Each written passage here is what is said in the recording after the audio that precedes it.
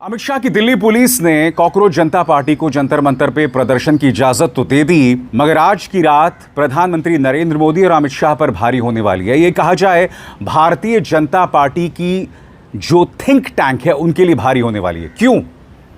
क्योंकि आपको समझना पड़ेगा कि पिछले 12 सालों से क्या होता आया है। जब किसान अपनी वाजिब मांगों के साथ जमीन पर उतरता है तो उसे बदनाम किया जाता है, उसे प्रदर्शन की इजाज़त नहीं दी जाती। जब शाहीन बाग में आंदोलन होता है तब उन्हें बदनाम किया जाता है। मगर कॉकरोच जनता पार्टी जब उनके संस्थापक अभिजीत दिपके एयरपोर्ट पहुंचते हैं तो दिल्ली पुलिस वहां पहुंच जाती है, उन्हें इजाज़त दे दी जाती है प्रदर्शन की। इसका मतलब क्या हुआ? इसका मतलब यह हुआ कि भाजपा सरकार के आत्मविश्वास में कहीं ना कहीं कुछ कमी आई है। उसे इस बात का डर है कि कहीं अगर हम प्रदर्शन की इजाजत ना दें तो मामला आउट ऑफ कंट्रोल ना हो जाए, जेन ज़ी नाराज ना हो जाए।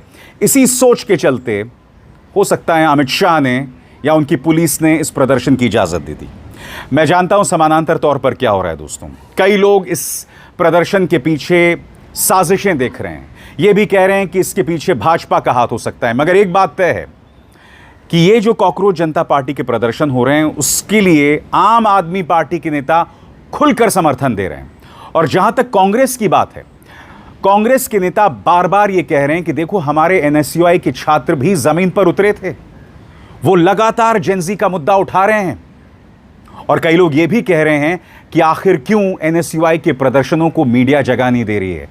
मगर जहां तक मीडिया की बात है, और अगर मैं गोदी मीडिया की बात करूं तो गोदी मीडिया का एक भी चाटुकार, पौ की एक भी परी वहां नहीं थी। मगर सरकार कहीं ना कहीं जेन-ज़ी इस शब्द से डरी हुई है। क्यों?